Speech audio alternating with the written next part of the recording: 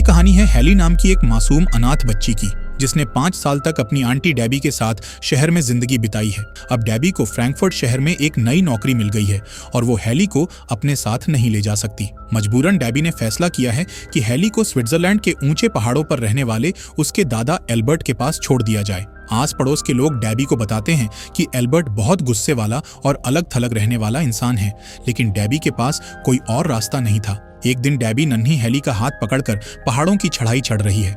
रास्ते में ठंडी हवा लगते ही हैली के चेहरे पर मुस्कान आ जाती है। वो आजादी महसूस करने के लिए अपने भारी जूते और मोटा कोट उतार देती है और हल्के कपड़ों में घास पर दौड़ने लगती है। डेबी उसे संभाल कर चलने को कहती है, पर हैली हंसते हुए पहाड़ी रास्ते का मजा लेने लगती है। इस तरह खेलते कूदते वे पहाड़ की चोटी पर उस केबिन तक पहुंचते हैं जहां हैली के दादाजी एल्बर्ट रहते हैं। सामने दादाजी को देखते ही डेबी जोर से उन्हें आवाज देती है। एल्बर्ट दूर से ही डेबी को आते देख तुनक कर खड़े हो जाते हैं। वो कठोर आवाज में चिल्लाते हैं कि उन्हें इस बच्ची की जिम्मेदारी नहीं चाहिए और दोनों वापस लौट जाएं। हैली सहम कर अपने दादाजी को देखती है। डेबी हाथ जोड़कर विनती करती है कि वो हैली को कुछ दिनों के लिए अपने पास रख लें, क्योंकि वो अब इसका ख्याल नहीं रख पाएगी। लेकिन एल्बर्ट किसी की सुनने को तैयार नहीं थे।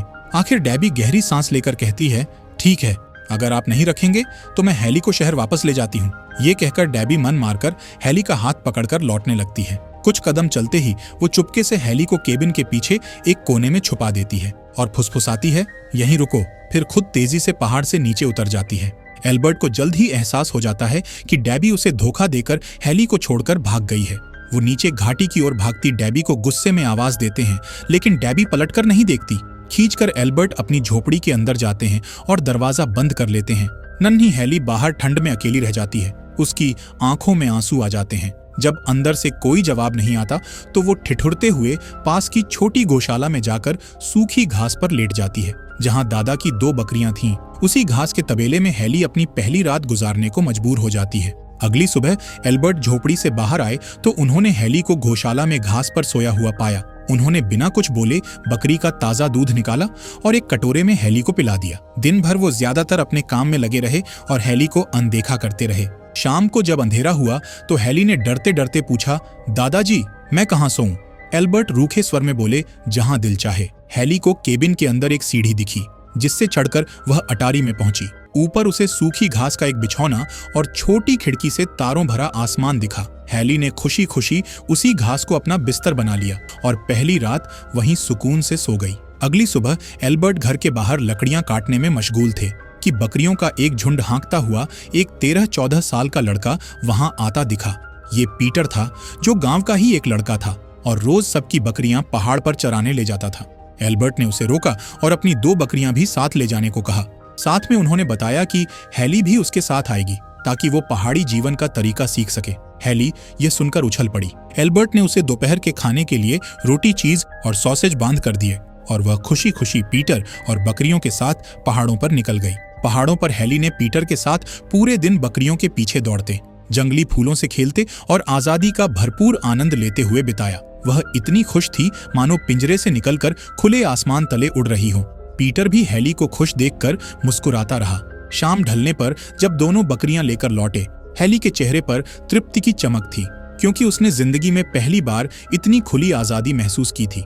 शाम को एल्बर्ट के केबिन लौटने के बाद हैली शुरू में कुछ संकोच करती रही, लेकिन जल्दी ही दादा पोती के बीच अनकहा प्यार पनपने लगा। अगली सुबह एल्बर्ट ने सुबह से ही लकड़ियों पर आरी हथौड़ी चलानी शुरू कर दी। उन्होंने घंटों मेहनत करके एक नन्ही लकड़ी की कुर्सी बना डाली। शाम को जब हैली खेलकर घर लौटी तो देखा कि खाने की मेज पर अब 2 कुर्सियां थीं। एल्बर्ट ने प्यार से उसके सिर पर हाथ फेरा और कहा, अब तू यहीं रहेगी हमेशा के लिए। ये सुनते ही हैली की खुशी का ठिकाना नहीं रहा। उसकी आंखों से आंसू छलक पड़े और उसने दौड़कर दादाजी को गले लगा लिया। वर्षों बाद एल्बर्ट के सूने जीवन में खुशियां लौट आई थीं। इसके बाद वक्त पंख लगाकर उड़ने लगा। हैली हर दिन पहाड़ों पर पीटर के साथ बकरियां चराती, इधर उधर दौड़ती और खुली हवा में खुश रहती। एल्बर्ट के साथ भी उसका रिश्ता गहरा होता गया। कुछ समय बाद पहाड़ों पर बर्फ गिरने लगी और ठंड शुरू हो गई। सर्दियों में पीटर भी स्कूल जाने के लिए अपने नानी के घर कुछ महीनों के लिए चला गया। हैली को अब कभी कभी पहाड़ पर अकेलापन महसूस होता था। उसे खुश रखने के लिए एल्बर्ट ने लकड़ी से एक प्यारी सी चिड़िया बनाकर उसे तोहफे में दी। फिर उन्होंने लकड़ियों की एक मजबूत स्लेज भी बनाई। बर्फीली ढलानों पर दादा पोती घंटों स्लेज पर फिसलते रहे और उनकी हंसी की आवाजें घाटी में गूंज उठीं। लेकिन खुशियों भरे ये दिन हमेशा के लिए नहीं थे। कुछ साल बीत गए और हेली अब 8 साल की हो चुकी थी। एक दिन अचानक हेली की मौसी डेबी फिर से पहाड़ पर आ पहुंची। उसे देखकर हेली को बेहद आश्चर्य और खुशी हुई, क्योंकि इतने वर्षों में डेबी पहली बार उससे मिलने आई थी। एल्बर्ट के चेहरे पर खुशी नहीं थी। डेबी ने बताया कि वो फ्रैंकफर्ट से खास हेली को लेने आई है। वहाँ एक अमीर परिवार है जहाँ हेली को रहने पढ़ने का बढ़िया मौका मिलेगा। हेली वहाँ जाएगी तो शहर में स्कूल जा सकेगी, अच्छे कपड़े पहन सकेगी और एक हमउम्र लड़की के साथ उसकी दोस्ती भी हो जाएगी। ये सुनकर हेली का दिल सहम जाता है। वो पहाड़ छोड़ना नहीं चाहती थी। एल्बर्ट सख्त लहजे में बोले, नहीं, हेली कहीं नहीं जाएगी, इसका घर यहीं है। डेबी भी जिद पर अड़ गई। वो बोली, मैंने हमेशा हेली का अच्छा ही चाहा है। आपके पास ना इसकी पढ़ाई है ना दोस्त, शहर में इसका भविष्य संवरेगा। एल्बर्ट तैश में आकर बोले, पहले इसे यहाँ छोड़कर गई थी तब तो कोई चिंता नहीं थी, अब सालों बाद लेने आई हो। नहीं, हेली यहीं रहेगी। दोनों के बीच बहस बढ़ गई। एल्बर्ट ने क्रोध में डेबी को तुरंत वहां से जाने को कह दिया। डेबी दिखावे के लिए बड़बड़ाती हुई वहां से नीचे उतरने लगी, लेकिन उसका इरादा कुछ और था। वो चुपके से दूसरे रास्ते से पहाड़ पर ऊपर चढ़कर हेली के पास जा पहुंची, जो उस वक्त बकरियों के पास खेल रही थी। डेबी ने मीठी बातों में हेली को फंसाना शुरू किया। उसने कहा, हेली, तुम्हारे दादाजी भी यही चाहते हैं कि तुम शहर चली जाओ। वहां तुम्हें बड़ा स्कूल, नए दोस्त और आराम मिलेगा। तुम्हारे लिए यही अच्छा होगा। हेली घबरा गई और बोली, वो दादाजी को छोड़कर नहीं जाना चाहती। इस पर डेबी ने कहा, तुम्हारे भले के लिए ही वो दिल पर पत्थर रखकर मुझे तुम्हें ले जाने को कह रहे हैं। मासूम हेली को डेबी की बातों पर विश्वास होने लगा। भारी मन से आखिरकार हेली ने हामी भर दी। उसने सोचा, शायद सच में दादाजी चाहते हैं कि वो अच्छा जीवन जिए। डेबी तुरंत उसका हाथ पकड़ती है और तेजी से पहाड़ से नीचे उतरने लगती है। हेली की आंखों में आंसू थे और उसे समझ नहीं आ रहा था कि वो सही कर रही है या नहीं। दूर एक चट्टान के पीछे से पीटर ये सब होते हुए देख रहा था। वो कुछ नहीं कर पाया। शाम को जब वो बकरियां वापस लेकर एल्बर्ट के पास पहुंचा तो हांफते हुए उसने बताया कि डेबी हेली को अपने साथ ले गई है। सुनते ही एल्बर्ट सन्न रह गए। एक पल को मानो उनका दिल टूट गया। फिर वो दौड़ते हुए पगडंडियों से नीचे घाटी की तरफ भागे। उम्र ज्यादा थी, मगर उस वक्त एल्बर्ट मानो जवान हो गए थे। वो हांफते हुए नीचे गांव तक पहुंच गए, मगर तब तक बहुत देर हो चुकी थी। डेबी हेली को लेकर स्टेशन से जा चुकी थी। एल्बर्ट बेबस होकर सड़क पर खड़े दूर जाती सड़क की ओर देखते रहे। उनकी आंखें भीग गईं। वो अकेलेपन के जिस अंधेरे से बाहर निकले थे, लगता था फिर उसी में लौट गए। लंबी यात्रा के बाद अगली सुबह डेबी हेली को लेकर जर्मनी के बड़े शहर फ्रैंकफर्ट पहुंचती है। इतने ऊंचे भवन और इतनी भीड़-भाड़ देखकर हेली दंग रह जाती है। उसने ऐसा महानगर पहले कभी नहीं देखा था। कुछ देर बाद वे एक भव्य हवेली के सामने पहुंचते हैं। यही हेनरी का घर था, जहां हेली को रहना था। दरवाजा खटखटाने पर एक नौकर बाहर आता है। डेबी उसे बताती है कि वह हेली को लेकर आई है। नौकर उन्हें अंदर ले जाता है। अंदर की शान और शौकत देखकर हेली सहमी हुई थी। तभी सीढ़ियों से किसी की कड़क आवाज गूंजी, ये कौन है? ये आवाज थी उस घर की गवर्नेस रबेका की। वो मध्यम उम्र की सख्त स्वभाव वाली महिला थीं, जिन्हें हेनरी ने अपनी बेटी की देखभाल और अनुशासन के लिए रखा था। रबेका नीचे आकर शक भरी नजर से हेली को ऊपर से नीचे तक देखती है। मैली फ्रॉक, उलझे बाल, नंगे पैर। हेली बिल्कुल किसी गांव की जंगली बच्ची जैसी दिख रही थी। रबेका को यह पसंद नहीं आया। वह डेबी से तल्ख लहजे में पूछती है, क्या यही है वो लड़की? डेबी हाथ जोड़कर सफाई देती है, जी मैडम, यही हेली है। आपने ही तो कहा था कि किसी पहाड़ी माहौल में पली बच्ची चाहिए। हेली बहुत भली और समझदार है, ये क्लारा को अच्छा साथ देगी। रबेका नाक भौं सिकोड़ते हुए बड़बड़ाती है। देखते हैं।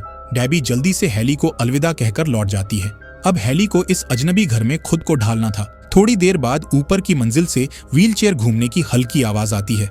हेली उत्सुकता से देखती है कि सीढ़ियों के पास एक सुनहरे बालों वाली प्यारी लड़की अपने इलेक्ट्रिक व्हीलचेयर पर बैठी है। ये क्लारा थी, हेनरी की 13 साल की बेटी, जो अपने पैरों पर चल नहीं सकती। हेली हल्के से मुस्कुराती है और हाथ हिलाकर अभिवादन करती है। रबेका सख्ती से कहती है, क्लारा, ये हेली है। इसे अच्छे व्यवहार और नियम सिखाने हैं तुम्हारे साथ रहते हुए।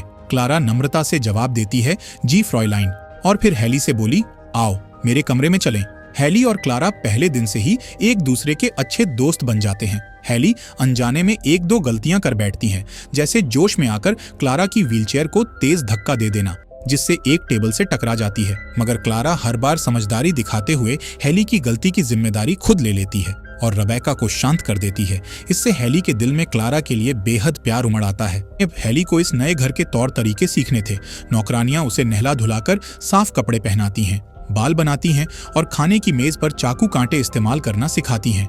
हेली ये सब चुपचाप सीखने की कोशिश करती है। सबसे बड़ी समस्या पढ़ाई को लेकर आती है। हर दिन क्लारा के साथ हैली को भी उसके निजी शिक्षक के साथ पढ़ना होता है। जल्द ही सबको पता चलता है कि हैली को ठीक से पढ़ना नहीं आता। ये सुनकर रेबेका का पारा चढ़ जाता है। वो डांटते हुए कहती है, इसे कुछ नहीं आता, ऐसी जाहिल लड़की इस घर में नहीं रह सकती।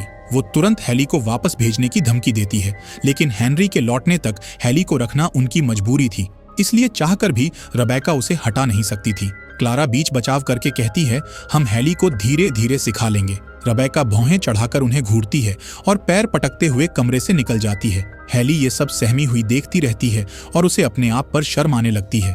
धीरे धीरे हैली घर के नियमों में ढलने की कोशिश करने लगी, पर उसका दिल अब भी पहाड़ों में ही अटका रहता था। रात में उसे अक्सर अपने दादा और पहाड़ों के सपने आते और कभी कभी वो नींद में उठकर चलने लगती थी। एक दो बार नौकरों ने उसे सुबह कमरे के फर्श पर पाया तो वो हैरान हुए कि हैली अपने नरम बिस्तर छोड़कर जमीन पर क्यों सोती है। हैली को खुद कुछ याद नहीं रहता था। दिन में जब भी मौका मिलता, हैली खिड़की से झांककर दूर पहाड़ों की ओर देखने की कोशिश करती। उसे वहां के हरे भरे मैदान, अपनी बकरियां और आजादी भरी हवा याद आती थी। एक दिन हैली को एक शरारत सूझती है। वो क्लारा से कहती है, चलो आज चोरी छिपे बाहर घूमने चलें। क्लारा पहले घबराती है क्योंकि उसे अकेले बाहर जाने की इजाजत नहीं थी, मगर हैली के मनाने पर वो तैयार हो जाती है। दोपहर में दोनों बिना किसी को बताए पीछे के दरवाजे से बाहर निकल जाती हैं।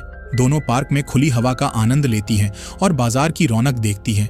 कुछ घंटों बाद जब वे लौटती हैं तो घबराए हुए नौकर उन्हें ढूंढकर घर तक ले आते हैं। पता चलते ही रेबेका क्रोध से तमतमा उठती है। वह सजा के तौर पर हैली को रात के खाने से वंचित कर देती है और उसे पूरी शाम दीवार की ओर मुंह करके खड़ा रहना पड़ता है। साथ ही वह धमकी देती है कि अगली बार सीधा तहखाने में डाल देगी। उस रात हैली से ये अपमान सहा नहीं जाता। जैसे ही सब सोने चले जाते हैं, हैली दबे पांव अपने कमरे से निकलती है। उसने मन ही मन तय कर लिया था कि अब वो यहाँ से भाग जाएगी। वो अपने कोट की जेब में बचे हुए ब्रेड रोल भर लेती है जो उसने रात के भोजन से बचा लिए थे। फिर बहुत धीरे से मुख्य दरवाजा खोलने लगती है ताकि कोई जाग न जाए। तभी पीछे से एक कड़क आवाज गूंजती है, कहाँ जा रही हो हैली? हैली घबराकर मुड़ती है। सामने हाथ में लालटेन लिए रेबेका खड़ी थी। हैली की चोरी पकड़ी गई।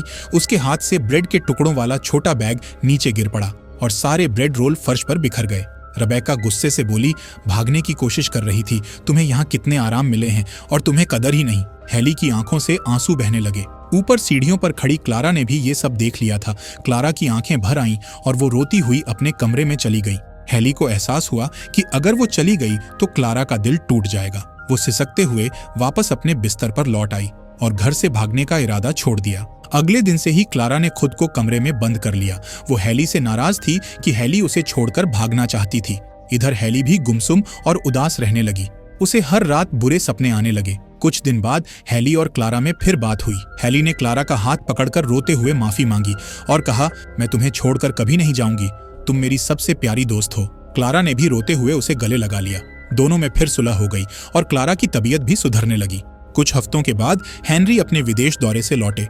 उनके साथ उनकी माँ मार्गरेट भी आईं। घर में रौनक लौट आई। क्लारा ने दौड़कर अपने पिता को गले लगाया। हेनरी ने देखा कि उनकी बेटी खिली हुई दिख रही है। फिर उन्होंने पास खड़ी छोटी हैली को देखा। क्लारा ने उत्साह से बताया, पापा यही है मेरी दोस्त हैली। हेनरी ने प्यार से हैली के सिर पर हाथ फेरा और मुस्कुराकर उसका स्वागत किया। मार्गरेट ने भी आगे बढ़कर हैली को गोद में भर लिया। हैली को उनके अपनापन भरे आलिंगन में अपनी दादी जैसा स्नेह महसूस हुआ और उसकी आंखें नम हो गईं। थोड़ी देर बाद रेबेका ने शिकायत भरे स्वर में हेनरी से कहा कि हैली पहाड़ी गंवार है और उसे कुछ नहीं आता। वो चाहती थी कि हेनरी तुरंत हैली को वापस भेज दें। मार्गरेट ने यह सुनकर हस्तक्षेप किया, पहले मैं खुद इस बच्ची को देखूंगी। उस शाम मार्गरेट ने हैली को पास बिठाकर कहानी की एक किताब पढ़ना शुरू किया। कुछ देर बाद वो अचानक रुक गईं और बोली, अब आगे तुम पढ़ो। हैली ने घबरा कर कहा, दादी माँ मुझे ठीक से पढ़ना नहीं आता। मार्गरेट प्यार से समझाती है, कोई बात नहीं, कोशिश करो, तुम्हें कहानियां पसंद है ना, अगर तुम खुद पढ़ोगी तो कितनी सारी कहानियां जान पाओगी। हैली को दादी माँ की बात दिल को छू गई। उसने मन ही मन मेहनत करके पढ़ना सीखने की ठान ली। मार्गरेट ने उसकी हौसला अफजाई की और कुछ शब्द पहचानने में मदद भी की। हैली की आंखों में उम्मीद की चमक लौट आई। उस घटना के बाद हैली रोज अभ्यास करने लगी, लेकिन इसी के साथ ही घर में एक अजीब सिलसिला भी शुरू हो गया। कई रातों से नौकरों को लगता था जैसे घर में कोई आहट हो रही है। कभी सीढ़ियों पर हल्की पदचाप सुनाई देती, कभी किसी दरवाजे के खुलने बंद होने की आवाज आती। सारे नौकर चाकर कहने लगे कि शायद घर में भूत है। रेबेका तो डर के मारे शाम ढलते ही भगवान को याद करने लगती थी। हेनरी को भूत प्रेत की बातों पर यकीन नहीं था, लेकिन माहौल थोड़ा डरावना जरूर हो गया था। आखिर एक रात हेनरी देख लेते हैं कि आधी रात को हेली नींद में चलकर मुख्य दरवाजा खोल बाहर अंधेरे में पहाड़ों की ओर टकटकी लगाए खड़ी रहती है। अगले ही दिन बुलाए गए डॉक्टर बताते हैं कि हेली को अपने घर की याद ने बीमार कर दिया है और उसे तुरंत पहाड़ वापस भेजना होगा। हेनरी को भारी मन से ये फैसला मानना पड़ता है। जब क्लारा को पता चलता है कि हेली को वापस भेजा जाएगा तो वो फूट फूट कर रो पड़ती है। वो अपने पिता से गिड़गिड़ाती है, मैं हेली को जाने नहीं दूंगी, लेकिन कोई चारा नहीं था। हेली भी दुखी थी कि उसे अपनी सबसे अच्छी दोस्त को छोड़ना पड़ रहा है, पर मन ही मन उसे घर लौटने की खुशी भी थी। विदा से एक दिन पहले क्लारा नाराज होकर अपने कमरे में बंद हो जाती है। हेली उसे समझाने की कोशिश करती है कि वो फिर मिलने आएगी, लेकिन क्लारा रोते हुए कोई बात नहीं सुनती। जिस दिन हेली को वापस जाना था, घर के नौकरों ने उसे ढेर सारा खाना और तोहफे बांध कर दिए ताकि वो पहाड़ पर अपने परिवार के पास कुछ लेकर जा सके। मार्गरेट ने प्यार से हेली को गले लगाया और शुभाशीष देते हुए विदा किया। हेली ने अपने सामान में से लकड़ी की वो नन्ही चिड़िया निकाली जो एल्बर्ट ने उसे बनाकर दी थी। हेली ने वह खिलौना हेनरी को देते हुए कहा, इसे प्लीज क्लारा को दे दीजिएगा और उनसे कहना मैं उन्हें बहुत याद करूंगी, उन्हें मेरे पास पहाड़ पर लाने का वादा कीजिए। हेनरी ने गला भरते हुए वादा किया कि सही समय आने पर वो क्लारा को हेली से मिलवाने जरूर लाएंगे। हेली ट्रेन में बैठकर खिड़की से सभी को अलविदा हाथ हिलाती रही। रेबेका भीतर ही भीतर चैन की सांस ले रही थी कि घर में फिर शांति लौटेगी। क्लारा अपने कमरे की खिड़की से आंसू बहाती रही, मगर उसने दिल में उम्मीद रखी कि हेली से फिर मुलाकात होगी। लंबे सफर के बाद हेली वापस अपने प्यारे पहाड़ी गांव पहुंच जाती है। स्टेशन पर उतरते ही वो खुश होकर अपने जूते उतार देती है और हरी घास पर नंगे पांव दौड़ने लगती है। सबसे पहले वो अपने दोस्त पीटर के घर पहुंचती है। पीटर और उसकी माँ उसे देखकर अवाक रह जाते हैं। हेली सीधे अंदर अंधी दादी के पास जाती है और प्यार से उन्हें गले लगाती है। फिर अपने साथ लाई टोकरी में से ताजी नरम रोटियां निकालकर दादी के हाथों में रख देती हैं। बूढ़ी दादी की आंखों से खुशी के आंसू बह निकलते हैं। वो हेली का चेहरा हाथों से छूकर पहचानती है और कांपती आवाज में दुआ देती है। हेली मुस्कुराती है और दौड़कर पहाड़ की चोटी की ओर भागती है, जहां उसका अपना केबिन था। भागते भागते रास्ते में हेली अपना शहर वाला महंगा फ्रॉक उतार देती है ताकि वह और तेज दौड़ सके। दूर से ही उसे पहाड़ी पर अपने घर की छत दिखाई देती है। सूरज ढल रहा था और आंगन में एल्बर्ट खड़े दूर रास्ते की ओर देख रहे थे, मानो किसी का इंतजार कर रहे हों। अचानक पहाड़ी रास्ते पर भागती हुई हेली उन्हें दिखाई देती है। एल्बर्ट अपनी आंखों पर यकीन नहीं कर पाते। अगले ही पल हेली चिल्लाती हुई उनके सीने से आ लगती है, दादाजी मैं वापस आ गई। एल्बर्ट का कठोर दिल पूरी तरह पिघल जाता है। उनकी आंखें नम हो जाती हैं। वो अपनी प्यारी पोती को बाहों में भींच लेते हैं। इतने महीनों का बिछड़ना दोनों के आंसुओं में धुल जाता है। हेली को आखिरकार अपना सच्चा घर फिर से मिल जाता है। हेली के घर लौट आने के बाद उसकी जिंदगी फिर से खुशियों से भर गई। वो रोज पहाड़ों पर दौड़ती, बकरियों के साथ खेलती और अपने दादा का साथ देती। इसके अलावा हेली नियमित रूप से क्लारा को पत्र लिखती थी, जिनमें पहाड़ों की तमाम दिलचस्प बातें होती थीं और साथ में उसे दोबारा मिलने का न्योता भी होता था। आखिरकार एक दिन वो मौका आ ही गया। हेली के कई पत्र पाने के बाद क्लारा और मार्गरेट ने एल्प्स जाने की योजना बनाई। गर्मियों की एक सुनहरी सुबह क्लारा अपनी दादी और नौकरों के साथ घोड़ा गाड़ियों में बैठकर हेली के गांव पहुंचती है। हेली उन्हें देखकर खुशी से उछल पड़ी। वो दौड़कर गई और क्लारा को कसकर गले लगा लिया। मार्गरेट ने एल्बर्ट से आग्रह किया कि क्लारा कुछ दिन उनके साथ पहाड़ पर रुक जाए। एल्बर्ट सहर्ष राजी हो गए और मेहमानों का स्वागत किया। इस तरह क्लारा का पहाड़ों पर रहने का सिलसिला शुरू हो गया। हेली ने क्लारा को पहाड़ की सादी जिंदगी का भरपूर आनंद कराया। खुली हवा में सूरज की पहली किरणों को महसूस करना, बकरियों के साथ घास के मैदानों में घूमना, रात को अटारी में सूखी घास पर सोकर तारों भरा आसमान देखना, ये सब क्लारा के लिए बिल्कुल नए और जादुई अनुभव थे। उसे यहाँ वो खुशी महसूस हुई जो शहर के बंद माहौल में कभी नहीं मिली थी। लेकिन इधर पीटर को लगने लगा था कि हेली अब उसे छोड़ क्लारा को ज्यादा समय दे रही है। जलन में भरकर एक सुबह उसने क्लारा की व्हीलचेयर को पहाड़ी के किनारे से ढकेल दिया। व्हीलचेयर नीचे गिरकर चकनाचूर हो गई। एल्बर्ट को तुरंत समझ आ गया कि ये पीटर की ही शरारत थी। उन्होंने पीटर को डांटा और उसे अपनी हरकत पर शर्म से सिर झुकाना पड़ा। एल्बर्ट ने क्लारा को अपनी पीठ पर बैठाया और पहाड़ की ऊंचाई तक घुमाने ले गए। वहां दूर तक फैले खूबसूरत नजारे देखकर क्लारा के चेहरे पर खुशी थी। इतने में एक रंग बिरंगी तितली उड़ती हुई आई और आकर क्लारा के पैर पर बैठ गई। तितली के उड़ जाने पर उसे पकड़ने के लिए क्लारा ने हाथ बढ़ाया और अनजाने में खुद अपने पैरों पर खड़ी हो गई। ये देखकर हेली, पीटर और एल्बर्ट की आंखें खुशी से भर गईं। इस घटना के बाद अगले कुछ दिनों में हेली और पीटर ने सहारा देकर क्लारा को धीरे धीरे चलना सिखाया। लगातार अभ्यास से क्लारा के पैरों में ताकत लौटने लगी और वह हर दिन पहले से बेहतर चलने लगी। कुछ समय बाद मार्गरेट और हेनरी क्लारा को लेने पहाड़ पर पहुंचे। हेनरी को शुरुआत में चिंता थी कि उनकी बीमार बेटी को पहाड़ पर लाना जोखिम भरा था, लेकिन जैसे ही क्लारा अपने पैरों पर चलकर दरवाजे तक आई, उनका गुस्सा तुरंत खुशी में बदल गया। उन्होंने भावुक होकर क्लारा को गले लगा लिया और हेली को दिल से धन्यवाद दिया, जिसकी बदौलत ये चमत्कार हुआ था। विदा के समय मार्गरेट ने प्यार से हेली को एक सुंदर नोटबुक और पेन उपहार में दिए। उन्होंने कहा, तुम्हें लिखने का शौक है ना? ये लो तुम्हारी अपनी डायरी। इसमें रोज अपनी कहानियां लिखती रहना और हमेशा अपने दिल की सुनना। हेली ने उस उपहार को हृदय से लगा लिया और नम आंखों से धन्यवाद दिया। जाते जाते क्लारा ने हेली को गले लगाकर कहा, जल्द ही फिर मिलेंगे। हेली ने मुस्कुराते हुए उसे विदा किया और इसी के साथ हेली की यह भावुक और खूबसूरत कहानी समाप्त होती है। आखिरकार हेली को उसका सच्चा परिवार, सच्ची दोस्ती और आजादी भरा जीवन वापस मिल जाता है। अब वो अपने दादाजी और दोस्त पीटर के साथ पहाड़ों पर खुशहाल जीवन बिता रही है और अपनी नई डायरी में रोज थोड़ा थोड़ा लिखकर अपने सपनों को पूरा करने की राह पर आगे बढ़ रही है। और इसी के साथ ये खूबसूरत कहानी यहीं खत्म हो जाती है।